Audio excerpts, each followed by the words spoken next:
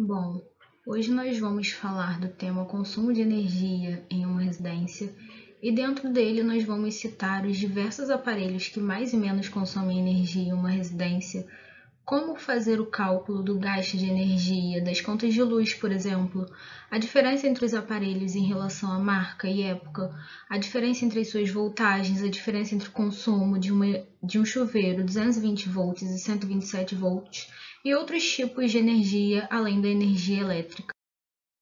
O nosso grupo é composto por 8 integrantes e cada um vai ficar responsável por um tópico específico do tema abordado. Eu vou começar falando sobre os diversos aparelhos que mais consomem energia dentro de uma residência.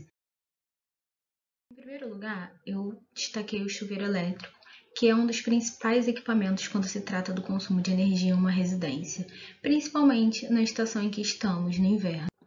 Nessa época do ano, ele chega a ser o maior vilão nas contas de luz, alcançando um aumento de até 36% quando usado em potência máxima.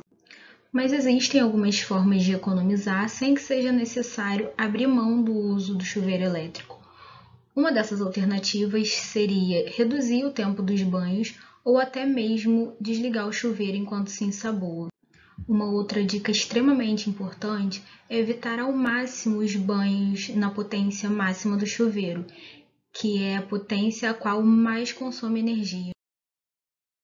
Apesar das melhorias em questões estéticas e econômicas, o ar-condicionado ainda continua sendo um dos aparelhos que mais consomem energia em uma residência. Nos períodos de verão intenso, principalmente em regiões onde os termômetros ultrapassam os 40 graus Celsius nessa época do ano, em uma residência onde o uso do ar-condicionado é feito sem nenhuma preocupação com a redução do consumo, o aumento na conta de luz elétrica, de energia elétrica, pode chegar até 50%. Mas existem algumas formas de reduzir o gasto do consumo sem que seja necessário abrir mão do uso do ar-condicionado, principalmente nessa época extremamente quente. Uma delas seria manter a manutenção do aparelho sempre em dia. Evitar que haja troca de calor entre o ambiente refrigerado e o meio externo. E uma terceira opção seria a escolha por uma tecnologia que faz com que o ar-condicionado consuma menos, como, por exemplo, a tecnologia inverter, que apesar de ter um custo mais alto no mercado, pode reduzir até 40% no consumo de energia. E por último, porém não menos importante, vamos falar sobre os aparelhos que menos consomem energia dentro de uma residência. Como as lâmpadas de LED, por exemplo, que chegam a ser 80% mais econômicas do que as lâmpadas incandescentes e até 30% mais econômicas do que as lâmpadas fluorescentes. Em segundo lugar, eu trouxe o forno de micro-ondas, que muita gente não sabe, é um dos eletrodomésticos que consome bastante energia, mas a partir do momento que é desligado quando não está sendo utilizado, gasta um valor mínimo nas contas de luz. Então, o segredo é utilizá-lo e sempre que ele não estiver sendo usado, tirá-lo da tomada, porque o modo stand-by é uma das formas que mais consome energia no micro-ondas. Meu objetivo nessa apresentação de hoje é trazer a consciência para você do quão está o seu gasto de energia. Será que você tem um consumo consciente de energia visando a sustentabilidade? E se tem uma forma boa de conscientizar alguém é mostrando seus gastos, não é mesmo? Aqui eu trouxe alguns exemplos de aparelhos do nosso dia a dia e aqui estão suas potências. Por exemplo, um rádio tem 1 watts, uma lâmpada 11 watts, um televisor de LCD de 32 polegadas 120 watts, o mesmo televisor, só que de LED, 100 watts. Aí vocês devem estar pensando por que essa diferença de potência, né? Logo adiante, no decorrer da apresentação, eu vou explicar para vocês o porquê dessa diferença. Um computador 150 watts, uma furadeira 400 watts, um chuveiro 5.000 watts. Vocês perceberam que a diferença de potência entre os utensílios é muito variado? É muito grande, né? E vocês também devem estar assustados. Gente, Stephanie, tem utensílios aqui que tem 1 watts, enquanto outros têm 5.000 watts. Eu também, no decorrer da apresentação, vou explicar por que essa diferença. Mas antes de explicar a diferença de potência, você deve estar perguntando, mas o que é esse negócio de watts? O que é potência? Gente, potência é a quantidade de energia que um aparelho vai transformar em outra coisa. Por exemplo, todos esses aparelhos aqui que eu mostrei para vocês estão ligados em uma tomada, a maioria deles. No máximo em uma bateria, certo? Então, eles precisam transformar a energia elétrica em outra coisa. A quantidade de energia necessária para ele fazer isso, eu chamo de potência. Então, se eu vejo um chuveiro que gasta 5.000 watts para transformar a energia elétrica em energia térmica, esquentar aquela água em uma temperatura que eu queira, você já viu que para isso preciso de uma quantidade de energia muito grande. Por isso a potência do chuveiro é 5.000 watts. E cada aparelho tem a sua potência. Então aí você já consegue ter uma ideia, né?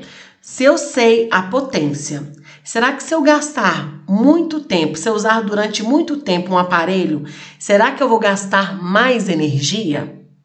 A resposta é com certeza.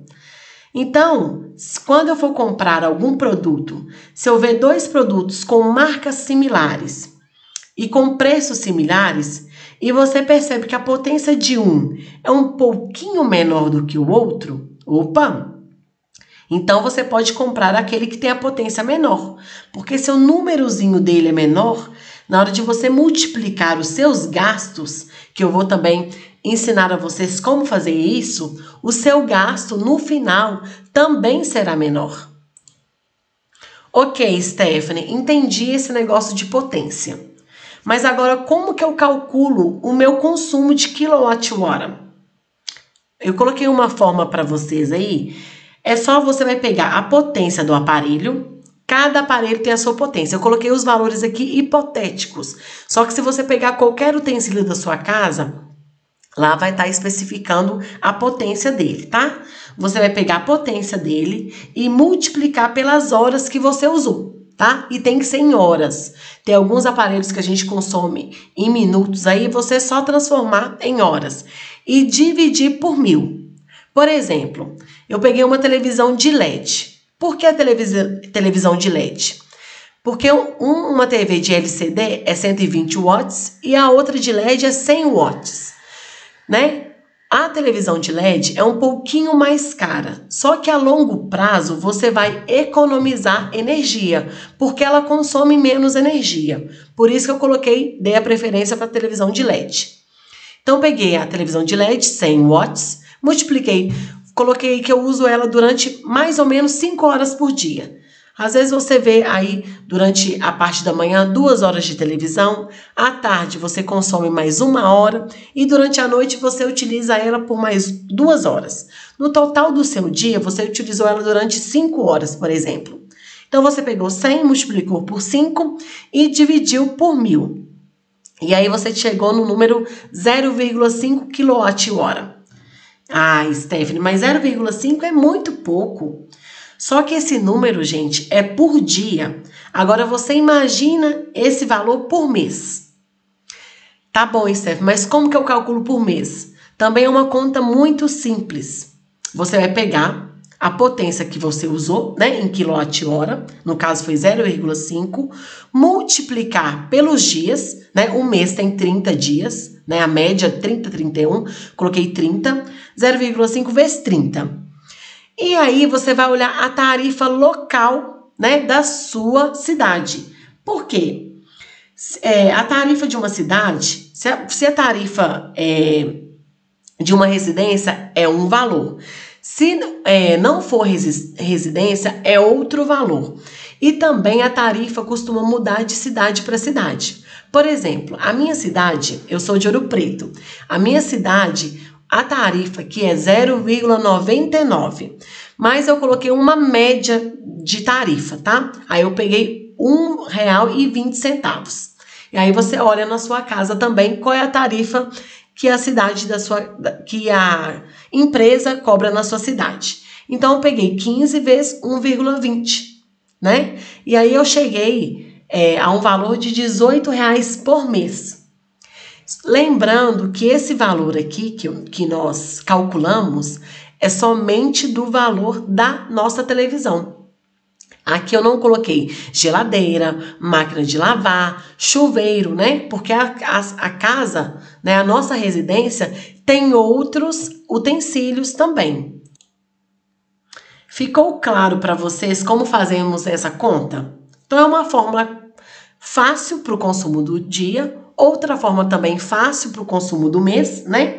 E aí você pesquisa aí qual é a tarifa da sua cidade e faz com esses cálculos simples, você consegue saber exatamente qual é o custo das coisas na sua casa. Boa tarde, professor. Boa tarde a todos. Meu nome é Patrick Toledo, sou da turma de Engenharia Civil e agora eu vou apresentar o trabalho de Ciência, Tecnologia e Saúde. O tema do trabalho é diferença entre aparelhos de marca e época de produção. Eu começo falando sobre os telefones, que foi uma das coisas que teve mais mudanças durante todo o tempo. O primeiro telefone foi criado em 1876 e funcionava através de energia elétrica. Com o tempo, foi se evoluindo e surgiu o telefone sem fio, que foi uma diferença muito grande, que poderia funcionar sem o fio e em qualquer lugar da casa se estivesse carregado. Isso ajudou muito a funcionar os telefones. Na imagem a seguir, vemos a evolução do telefone. 1836, depois 1893 o telefone sem fio, depois surgiram outros tipos de telefone durante a Guerra Fria e o primeiro telefone que foi o telefone japonês, móvel, que não era nem sem fio e nem com fio. O próximo aparelho que eu vou falar é do computador. O primeiro computador foi criado nos Estados Unidos em 1946. Ele foi desenvolvido e criado através do exército americano. Ele pesava cerca de 30 toneladas e ocupava uma área de 180 metros. Foi nomeado ENIAC. Na imagem a seguir, podemos observar o primeiro computador que existiu, o ENIAC. Podemos notar o seu tamanho e o peso que ele ocupava, e seu difícil acesso e transporte. Mas com o passar do tempo, foram se desenvolvendo melhores computadores e de tamanho menor e de mais fácil locomoção. Esse computador na imagem é da terceira geração e já funcionava por circuitos integrados e já tinha maior capacidade de processamento, facilitando e melhorando o seu uso. Porém, com o avanço da tecnologia, vieram os notebooks, que facilitou a vida de quem trabalha e usa o computador com a internet. Que o notebook é de fácil locomoção e você pode levar para onde quiser. Agora eu vou falar de um aparelho que marcou uma geração. Todo mundo tem nostalgia e já viveu a geração do videocassete, marcado por filmes, DVDs, por muitas coisas da época. Mas com a evolução, depois do videocassete, vieram os DVDs, que puderam surgir por músicas e mais filmes, karaokê e até HDMI para ser transmitidos em TV de plasma. Com o passar do tempo, vieram os telefones móveis, que só têm evoluído durante todo o tempo. Esses telefones hoje em dia têm a capacidade de fazer todo tipo de atividade, até tirar fotos, localizar, fazer tudo. E com a chegada da internet e as redes sociais, conectaram o mundo. Desde a sua criação em 2026, a máquina de fotografia teve muitas alterações. Desde a máquina de tripé até as máquinas que temos até hoje e até os telefones celulares. Tivemos muita evolução, tanto na qualidade da câmera, quanto no modelo e forma de como podemos usar. Portanto, desde a criação dos aparelhos e até hoje, podemos concluir que os aparelhos de hoje nos trazem muitas mais vantagens que antigamente. Porém, naquela época que foi criado os aparelhos, eles impactaram muito a sua época, igual os aparelhos de hoje impactam cada vez mais. Vamos falar agora sobre voltagem. A voltagem, ela conduz energia elétrica com maior ou menor potencial. Os dois termos, voltagem e volt, são termos que deram por homenagem a Alessandro Volta, porque no ano de 1800 ele inventou a pilha voltaica e a primeira bateria química. Pelo sistema internacional, a diferença de potencial é medida em volts, representado pela letra V, e determina baixa ou alta voltagem, e pode ser calculado pelo multímetro. Tem várias formas da gente poder calcular também, por exemplo, na nossa residência mesmo, se é 110 ou 220. Com uma lâmpada que tiver mais fraca quando colocada à tomada é 110, e uma mais forte, ela é 220 volts. Amperagem são os elétrons que passam no material. Cada elétron ele dissipa para o ambiente uma quantidade de calor por onde ele passa. E quanto mais rápido ele tiver, mais ele vai dissipar calor. Tem uma curiosidade interessante, é que um chuveiro na nossa casa, ele precisa assim, mais ou menos de 32 amperes para funcionar. Isso é muita coisa. Tanto é que se tiver passar essa amperagem por uma lâmpada de LED, ela explode ou até pega fogo. A resistência, ela pode ser calculada pelo multímetro e é medida em ohms. Ela é a capacidade de um corpo à passagem de corrente elétrica, mesmo quando a resistência estiver diferente do potencial aplicado. Pode ser calculada pela primeira lei de Ohm. E quando uma corrente elétrica é estabelecida a um condutor metálico, um número muito grande de elétrons circulam. E com isso, os elétrons começam a se colidir entre si e também com os átomos do metal. E aí eles têm dificuldade para se deslocar a passagem de corrente ao condutor. Você sabe responder essa pergunta? Um chuveiro que funciona a 220 volts consome menos energia do que um de 127 volts? Antes de respondermos essa pergunta, vamos ver o que é necessário para que um chuveiro funcione e esquente a água. Ao abrir a torneira do chuveiro, a água entra nessa caixa aqui com uma pressão muito alta e passa a acumular-se dentro do chuveiro. Devido a esse acúmulo, a água empurra o diafragma, peça que serve de apoio para alguns pontos de contato elétrico. Quando esse diafragma sobe, esses pontos tocam nos contatos da parte superior do chuveiro, que é conectada à rede de energia. Só aí a corrente elétrica é acionada, ligando o chuveiro. A corrente elétrica começa então a percorrer a essa resistência, peça metálica que esquenta quando os elétrons da corrente fazem um movimento de vai e volta por ela. Em contato com essa resistência superaquecida, a água fria que se acumula dentro do chuveiro também é aquecida. A partir daí, então, você pode tomar aquele belo banho quente. Depois de vermos como funciona um chuveiro, vamos analisar também a seguinte situação. Um chuveiro elétrico tem em sua etiqueta uma indicação para funcionar em uma voltagem de 220 volts. Quando ligado numa tensão de 127, ele esquentará menos ou vai esquentar mais água?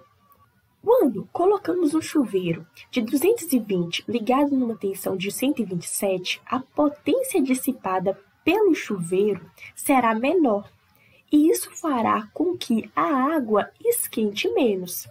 Analisando a situação oposta, veremos que, se ligarmos um chuveiro de 127 volts em uma tensão de 220, a potência dissipada será muito maior, fazendo com que a resistência do chuveiro esquente tanto que chega a queimar. Depois de discutirmos sobre a voltagem e de como funciona o chuveiro elétrico, retornaremos à pergunta feita no vídeo. Um chuveiro que funciona a 220 volts consome menos energia do que um de 127 volts?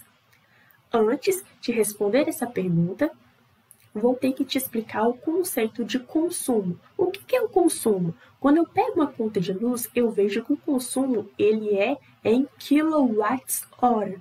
O que é quilowatts-horas? É a unidade de potência vezes o tempo. E cada equipamento elétrico tem a sua potência específica.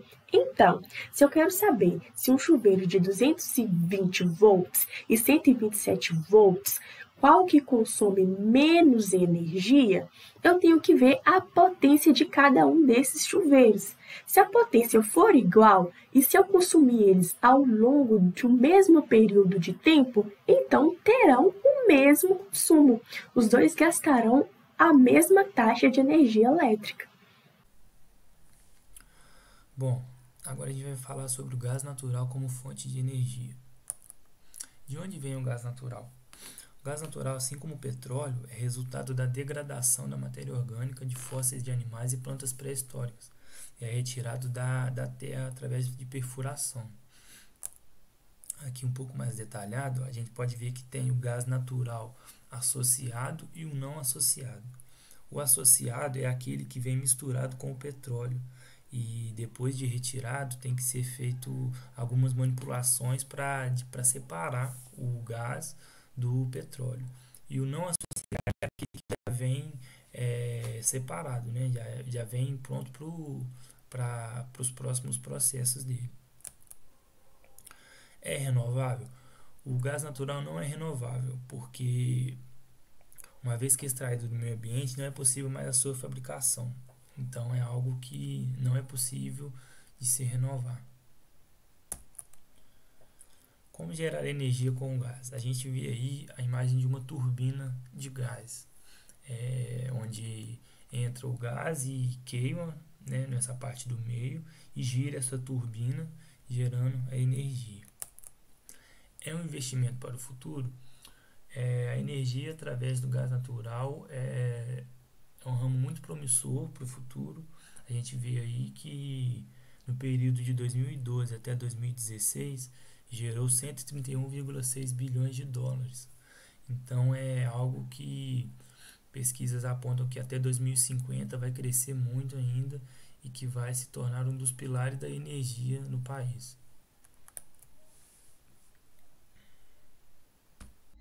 Bom, vamos falar sobre energia solar. A energia solar é uma energia considerada uma energia limpa, porque além de ser renovável, ela não gera nenhum tipo de poluente. O termo em si, energia solar, é um termo que se refere à energia que vem do Sol. É importante a gente falar que quando a gente fala do conceito em si, energia solar, quando eles não especificam, né, eu vou falar mais para frente, mas existem alguns tipos de energia solar, tá? Quando não é especificado esse tipo, a gente está se referindo à energia solar fotovoltaica, tá? Que é a mais comum. Mas, enfim, como funciona essa energia solar, né? Ela funciona a partir de placas solares, tá? Que são essas aqui. A luz solar bate nas placas e ali acontece o efeito fotovoltaico. O que é esse efeito fotovoltaico?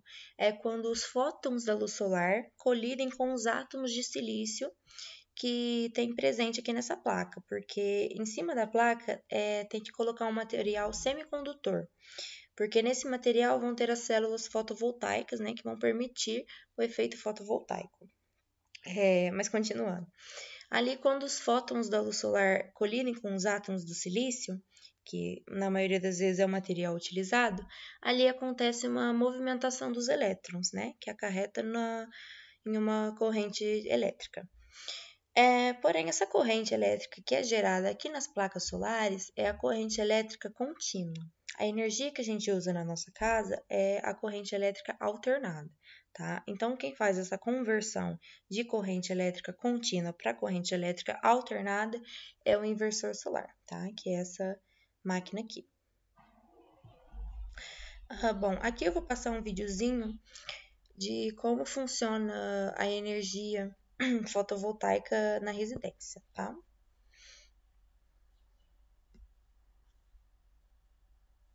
É uma fonte de energia. O sol é uma fonte de energia limpa e inesgotável, presente em nossa vida todos os dias. Mas como essa energia pode ser aproveitada em nossas casas? Assim que os raios de sol entram em contato com a placa solar, ela começa a gerar energia em corrente contínua. Essa corrente passa pela caixa que protege contra surtos de tensão e então é enviada para o inversor, onde é transformada em corrente alternada. Depois ela chega ao quadro de distribuição, E finalmente, os equipamentos domésticos começam a funcionar e você pode monitorar a geração de energia pelo aplicativo ou pelo site. Após a instalação do sistema, sua casa continua conectada à rede elétrica da concessionária. Isso permite um sistema de troca. Quando os painéis solares produzem mais energia do que o necessário, o excedente é enviado para a concessionária. Assim, você fica com créditos extras, que vão suprir os períodos noturnos.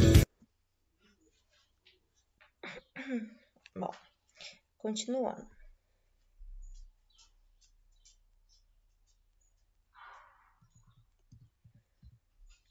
Agora eu vou falar sobre os tipos de energia solar que existem, tá bom? O primeiro é o que eu já tinha comentado, né? Que é a energia solar fotovoltaica, que gera corrente elétrica pelo efeito fotovoltaico, tá? A segunda é a energia solar térmica. Nesse caso, ela não é usada para gerar corrente elétrica, tá? Ela é usada para aquecer a água, a água, no caso aqui um exemplo da residência, a água do chuveiro, tá? Nela é a partir dos raios solares aquecerem o líquido que tem dentro das tubulações do sistema, tá bom?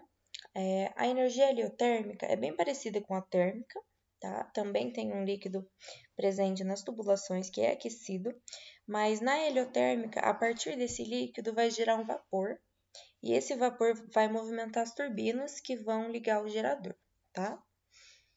Bom, agora eu vou falar mais especificamente sobre o funcionamento.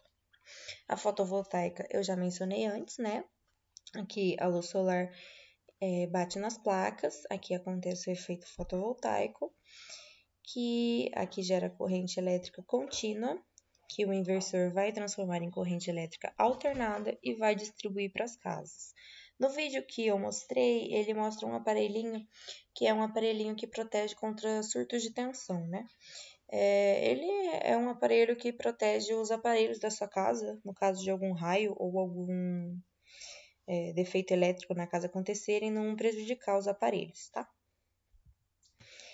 A energia térmica, como eu já havia dito antes, ela funciona a partir de um fluido que tem aqui dentro das tubulações, tá? Esse fluido é aquecido aqui nas placas solares e é transportado até esse aparelhinho aqui, que é chamado de trocador de calor. Esse aparelho aqui é responsável por fazer o transporte, né, desse fluido do circuito primário para o circuito secundário e vice-versa, tá? Depois de passar aqui pelo trocador de calor, esse líquido entra no acumulador. Dentro do acumulador fica a água fria, tá?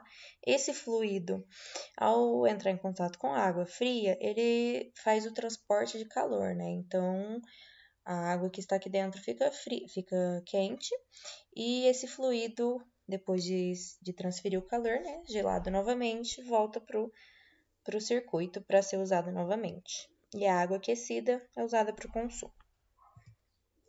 A heliotérmica é bem parecida com a térmica, também é usado um fluido nas tubulações, mas nesse caso são usados mais comumente espelhos, tá? Podem ser usadas placas também. E essas placas são movimentadas para todas incidirem em o mesmo foco, tá? Todas baterem em o mesmo lugar. Nesse lugar vai ter um excesso de calor, né? Esse excesso de calor vai aquecer o fluido que tem nas tubulações. Esse fluido vai gerar o vapor aqui. Esse vapor vai movimentar a turbina e a turbina vai ligar o gerador, que gera energia para nossa casa. Esse vapor depois ele é condensado, tá? Então esse condensador transforma o vapor em água líquida novamente. E essa água é usada para continuar o ciclo. Bom, agora eu vou falar sobre os tipos de usinas que existem, né? Aqui no caso temos as usinas termosolares e as fotovoltaicas. As termosolares usam tem um funcionamento bem parecido, né, com a heliotérmica. Aqui dá para ver, na outra foto eu vou mostrar melhor, mas aqui já dá para ver os espelhos, tá? Direcionados todos para esse caso, para essa torre aqui. E aqui vai ter um excesso de calor, mais pra frente eu vou falar certinho, tá? E aqui a gente tem as fotovoltaicas, que são as mais comuns, né? Que usam os painéis solares. Bom, aqui as termosolares, nessa foto já dá para ver melhor. Aqui são os espelhos, tá? Espelhos côncavos. Todos eles estão direcionados para incidirem nesse foco aqui, nesse ponto bem clarinho. Aqui fica um reservatório, tá? Com água que é aquecido e gera o vapor, tá? Aqui esse reservatório fica fechado e quando ele é aberto, tem uma velocidade muito grande esse vapor, né? Muito rápido. Então, ele circula facilmente nas turbinas, né? Que ligam o gerador. E as fotovoltaicas, que são as mais comuns, tá? Aqui a gente tem os painéis com as células fotovoltaicas. Aqui a conversão de energia que vai para a usina, converte a corrente elétrica contínua em alternada e leva para nossa residência, tá bom? Aqui eu coloquei alguns exemplos de usinas. Eu tive preferência por pegar algumas do Brasil, tá? Mas aqui no Brasil, apesar da gente ser um país muito favorecido, né? A gente tem sol praticamente o ano inteiro, a gente não usa muito essa energia, não é muito valorizada aqui nesse país, tá? É mais valorizada no exterior. Mas eu quis colocar as maiores que tem aqui do Brasil. Então, aqui a gente tem a usina solar de São Gonçalo, no Piauí, que é essa aqui. Essa aqui é a usina solar de Pirapora, em Minas Gerais. A usina solar de Nova Olinda, também no Piauí. E a usina solar de Ituverava, que é na Bahia. Todas essas aqui que eu separei são fotovoltaicas, tá? Nenhuma é termosolar. Bom, agora falando um pouco mais sobre os elementos básicos de instalações, nós temos os painéis solares, que são responsáveis por captar toda a luz solar. Aí depois tem os inversores, que são responsáveis de transformar a corrente elétrica de contínua para alterada, para que assim possa ser utilizada. Depois tem os materiais elétricos, que são os disjuntores, conectores e cabeamentos elétricos. Tem também as estruturas, que elas são o que suporta todos os painéis solares. O medidor bidirecional, que é responsável por medir a quantidade de consumo de energia que a pessoa está tendo em sua residência ou então em sua área de trabalho. Tem o monitoramento de energia solar, que é uma plataforma que permite que a pessoa que possua da energia possa conferir como que está o seu consumo de energia, a sua produção de qualquer lugar. Depois nós temos as vantagens que esse tipo de consumo traz. Tem a principal delas, que é a redução na conta de luz. Tem a proteção inflacionária energética, que é aquela mudança de energia que tem de um mês para o outro, do valor. Tem a valorização do imóvel, que automaticamente, assim que você coloca a fonte de energia solar, já valoriza o imóvel. Tem um rápido retorno de investimento, porque mesmo que seja caro o investimento para se instalar a energia, em cerca de 2 a 5 anos você consegue retornar esse dinheiro, contando com que você não paga na energia solar que você pagaria normalmente. Tem também que a vida útil de todos os equipamentos são extremamente grandes, vivendo cerca de 25 anos. Tem um baixo custo de manutenção, que os painéis solares eles já vêm de fábrica com uma proteção que assim quando chove já dá uma limpada dele, e no máximo tem que dar uma limpada nas estruturas para que não fique qualquer coisa muito suja, mas isso as pessoas conseguem fazer com uma vassoura qualquer de casa. Além de tudo, ela não agride o país, não agride de forma poluente, porque é uma energia totalmente autossustentável e não transmite nenhum mal. Agora, de desvantagem, a gente tem que ela ainda tem um valor muito alto de cada acessório, de cada componente, inclusive da bateria, que é muito caro também. E mesmo que elas ainda se mantenham sozinhas, elas ainda precisam de estar ligadas à energia das empresas, porque tem um sistema que se chama antilhamento, que assim que a energia, por exemplo, da rua acaba, ela já desliga a energia solar também para que não possa ocorrer algum curto e estragar algum componente. Além disso, o espaço que elas precisam é muito grande e não é em todas as casas que consegue comportar. Agora, falando um pouco mais sobre as baterias, elas garantem uma maior autonomia ao seu cliente. E tem dois sistemas de energia que eles falam, que é o sistema de energia off-grid, que ele é quando a pessoa consegue ter 100% de autonomia, tirando pelo fator do sistema que é anti-ilhamento, mas elas conseguem ter 100% de autonomia, sempre produzindo a sua bateria, a sua própria energia e consumindo tudo aquilo que produz. E tem o sistema fotovoltaico híbrido, que você ainda continua dependendo da energia solar, da energia da rua. E aí a gente tem um tipo de bateria, que é a mais utilizada, é a de chumbo e ácido até hoje, que elas são mais clássicas no mercado, com melhor custo-benefício. E aí tem a bateria de íon e lítio, que ela está se popularizando no mundo por conta da Tesla, que está produzindo. Tem a bateria solar de fluxo, que ela não é tão famosa, mas ela também é utilizada. No Brasil não tem ninguém que utiliza ela. E tem a bateria solar de níquel e sódio, que ela vem crescendo bastante também, por conta do seu material, que é utilizada, que é uma matéria-prima muito abundante, que se utiliza o níquel, o ferro, o óxido de alumínio e o cloreto de sódio. E por isso, ela sendo utilizada de maneira correta, ela possui um baixo custo de produção. Bom, agora falando um pouco mais sobre a energia solar em si no Brasil, ela representa 1,7% de toda a matriz energética produzida. Os maiores estados que possuem energia solar é o Sul e o Sudeste.